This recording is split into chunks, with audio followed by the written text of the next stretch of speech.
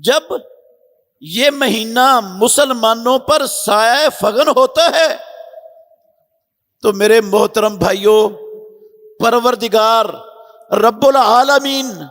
اس مہینے کی آمد پر خود اس مہینے کا استقبال رب العالمین بھی کرتا ہے۔ جس مہینے کا استقبال خود مالک الملک کرے، رب العالمین کرے، وہ مہینہ کوئی معمولی عظمت اور معمولی اہمیت کا حامل ہو سکتا ہے؟ آپ کہیں گے کہ رب العالمین وہ رمضان کے مہینے کا استقبال کیسے کرتا ہے؟ ابو ہریرہ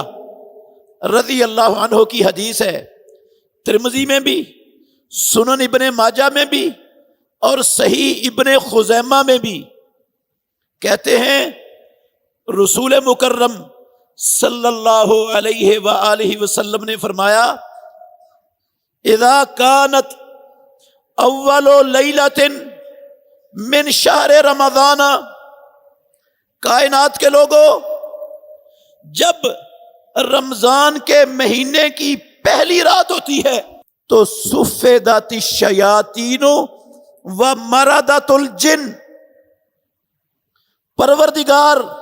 اس مہینے کے استقبال کرتے ہوئے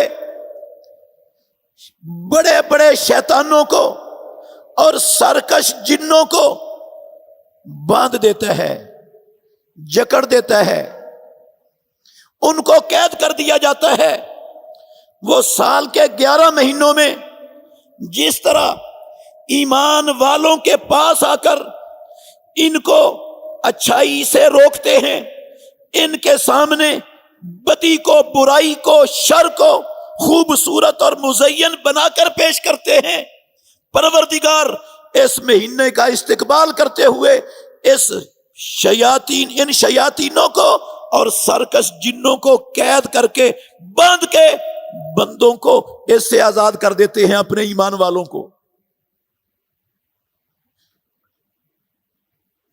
اور جب رمضان کی پہلی رات ہوتی ہے،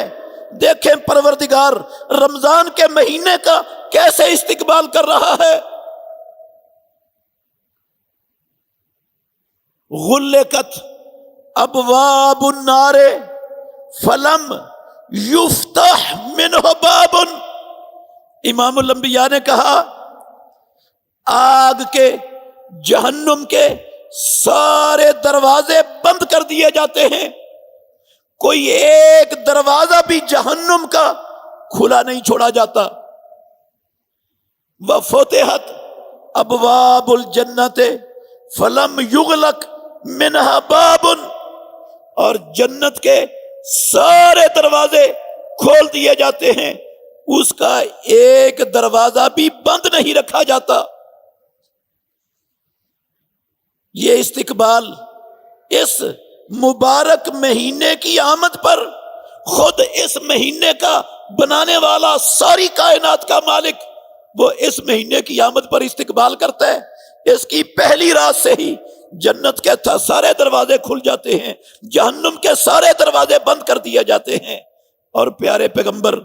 محمد الرسول اللہ صلی اللہ علیہ وسلم نے فرمایا، وَلِلَّهِ اُتَقَاءُ مِنَ النَّارِ وَذَلِكَ فِي كُلِّ لَيْلَةٍ، ایک روایت میں لفظ ہے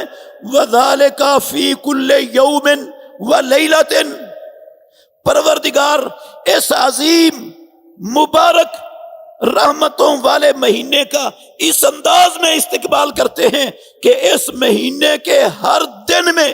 اور اس مہینے کی ہر رات میں